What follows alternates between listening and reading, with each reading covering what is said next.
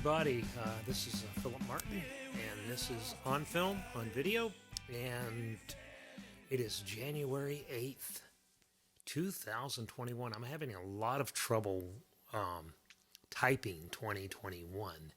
Um, yeah, I guess it's that way every year, but it just seems to be a ridiculous number to put down. And I type it every time I open a story file because that's our system at the office. We identify, we slug our stories with the date, and so everything is 20, 21, 01, 08 for that's running today, and it just seems like this really. I just can't ever get over it because I still think it should be like 1996. I mean, that's what it kind of feels like it ought to be. And would it if we could only go back then? But anyway, it's not a huge movie week, but it never is in this time of year. This is the time of year when traditionally, and not that we're doing anything traditionally right now, but traditionally this would be the time of the year that markets like ours, tertiary markets, would be getting these, Oscar movies that didn't open really wide.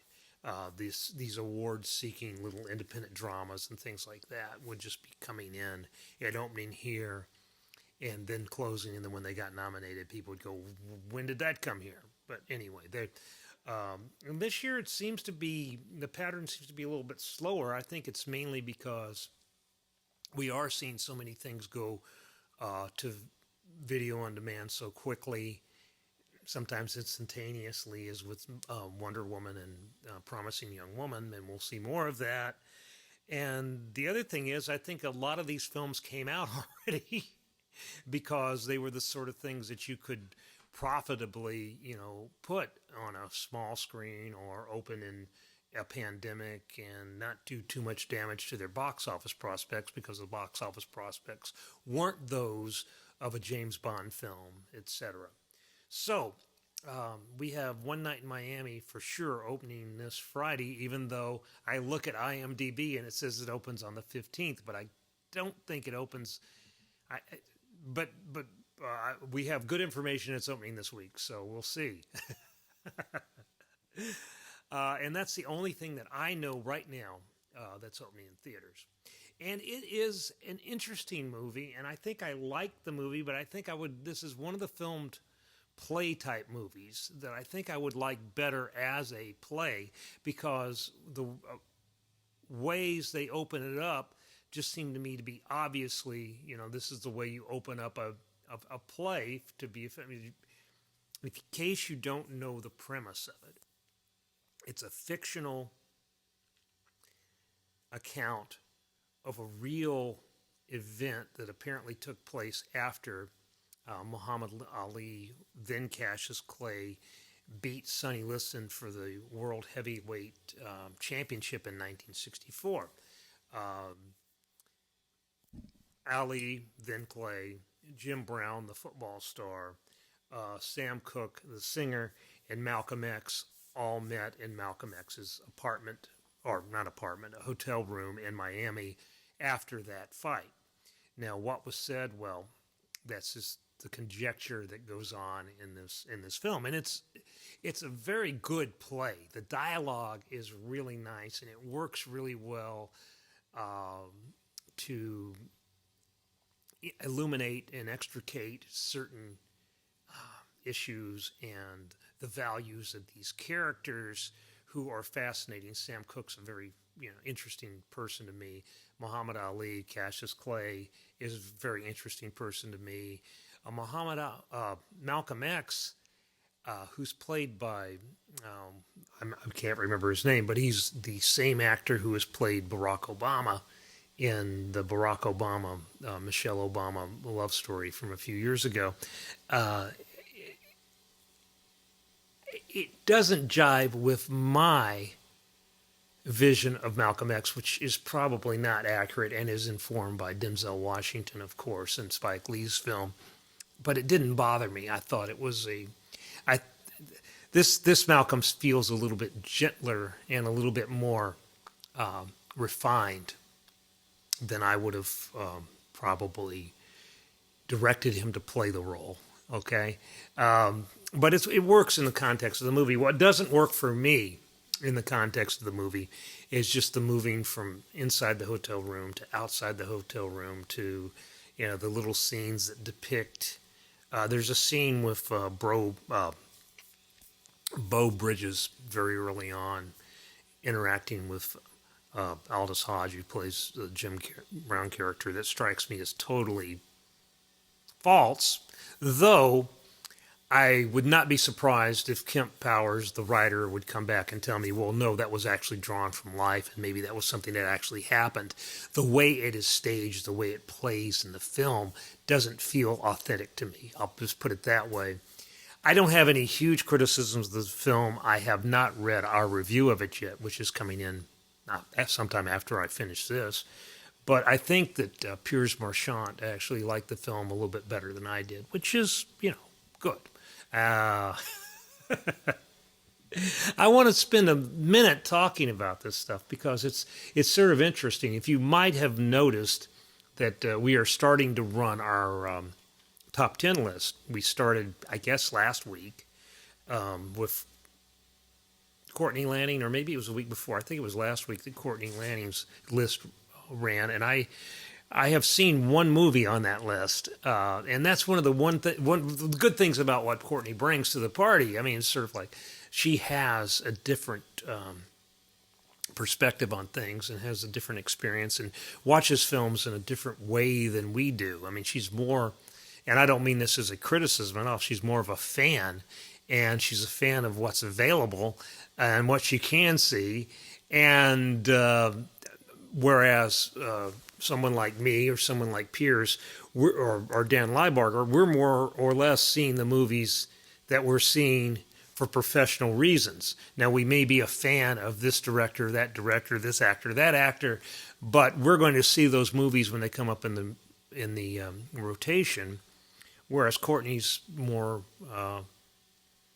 driven by her own taste and her own perspective, and goes and chooses more what she wants to see. So it's an interesting dynamic, and I like to watch the interplay between like Piers and Courtney, because even though they're not talking to each other directly, though I'm thinking about doing that if I ever get a little time. We're going to start doing Zoom calls, and we're going to bring in all my guys here, and we're going to talk about movies here in this video, which would be more interesting, I think, than me sitting here talking about making the video with you.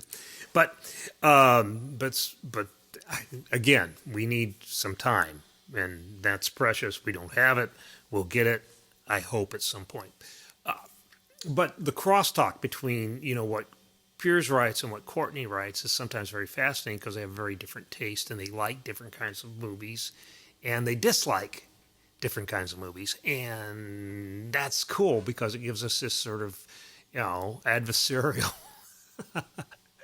component to our pages. I mean, because you have some arguments being made for this, and some arguments being made over here for this, and some arguments being made maybe against this and against that. And I'm all for that. I want it to be a lively kind of bickering section, and I would love to have more of that. Dan and Piers and I, unfortunately, we are of the same sort of demographic,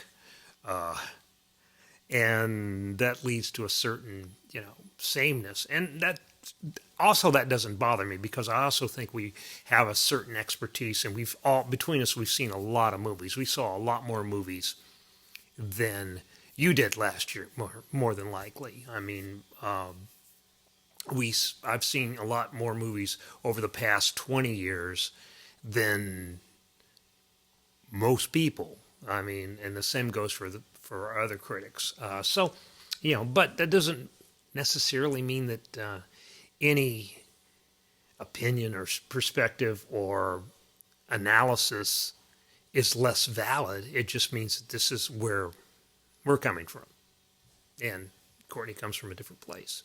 So we're going to continue to do that. The other thing I wanted to talk just a little bit about is this film herself, which is, I think it's coming on Netflix. Yeah, Netflix. I just wrote the little piece about it. It's a very interesting kind of small-scale drama, and it's a sort of movie that would be coming out in theaters now, only it's not going to theaters. But it's the sort of thing that, would be released late in the year, and you would have Oscar talk maybe for the lead actor, a lead actress, and Claire. What's her name? I'm blanking on her name, but who hasn't done a whole lot of theater, hasn't done a whole lot of movies. She's mainly a theater actor, and Philida Lloyd, who's the director.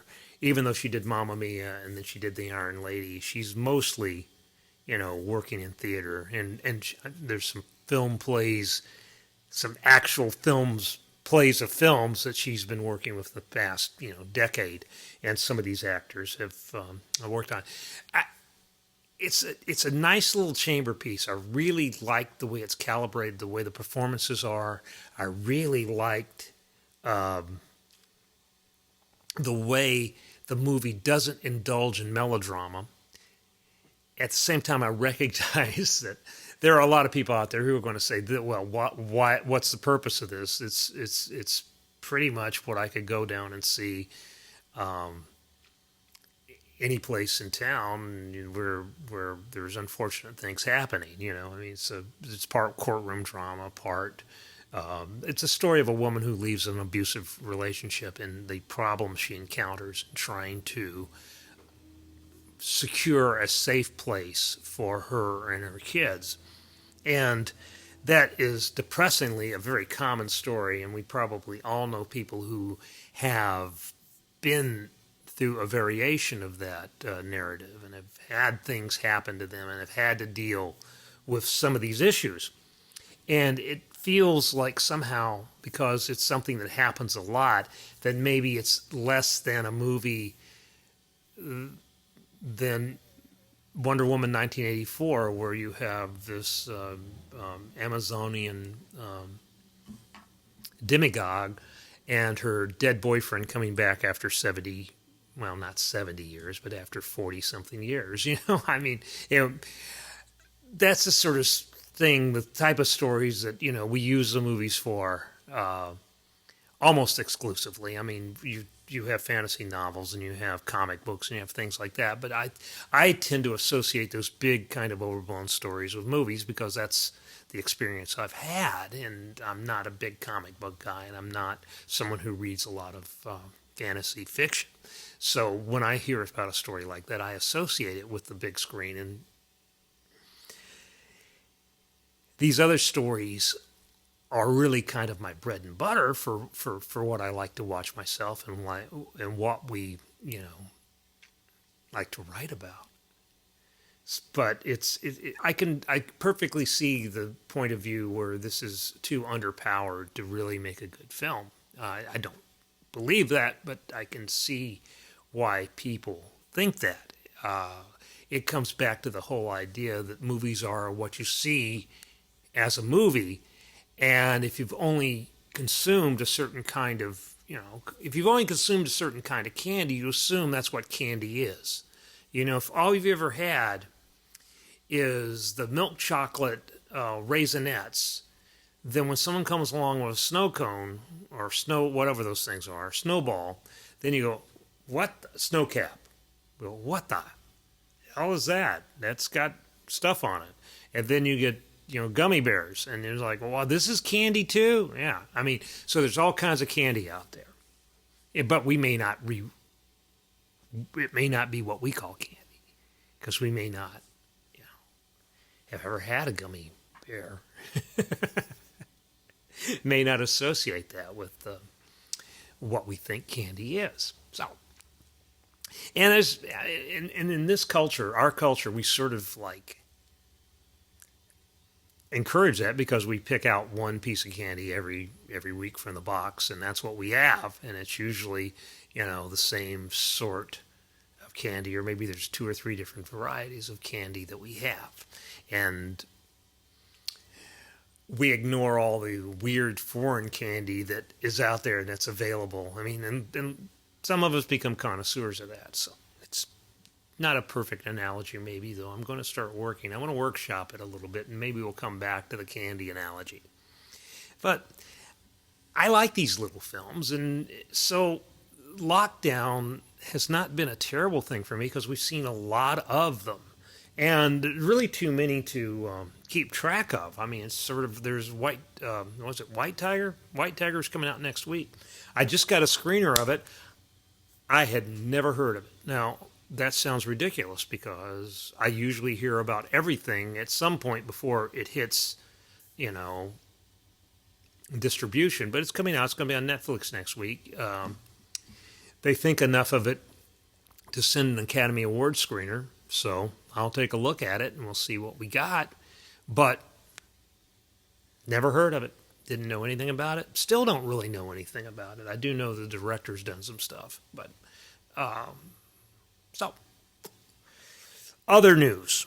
Other news is that we're going to bring back the OnFilm column for the next few weeks. We'll probably still be doing these videos because it doesn't. You can tell there's not a whole lot of prep or anything that goes into these. I just turn the camera on and start talking. So we'll probably keep doing these. But we're going to bring back the OnFilm for the express purpose of running some top 10 lists from readers and critics and cinephiles. We have a whole list of people whose top 10 list I'm going to go back to them. And if you have one, it's hard to make the cut, but if you've got one, send it in. pmartin at adgnewsroom.com, and I'll take a look at it and we'll see what we got. If we've got room, we can squeeze it in. We'll put you in. We'll make you in the paper. We'll put you in the paper and make you famous, like we used to say. Not pay you. No pay, but maybe make you famous. I don't know. I've got Piers' top 10 running this week and Dan's top 10 running this week, and I've looked at them, but not closely. So I know that Piers likes a couple of the small axe films. I like all the small axe films I've seen, and a couple things that didn't make my list. I Am Greta, which I did not see. I guess I could, and Another Round, which was in my honorable mentions, and maybe I should have paid closer attention to it. But, it's only 10 slots and then 10 more slots, and then they were into the honorable mentions. So anyway, and I really, I have Dan's list, and then he pulled it back because he wants to do some revisions, so I haven't even looked at it. So we'll see what they think is the best movies of the year. If you think you know what the best movies of the year were, drop me a line, and we'll see what we can do. Anyway, that's about it for this week. It's going to be a skimpy video, which I think some people like. So take care, and we'll see you later. And I'm going to get out into the sunshine for a little bit. And bye, guys.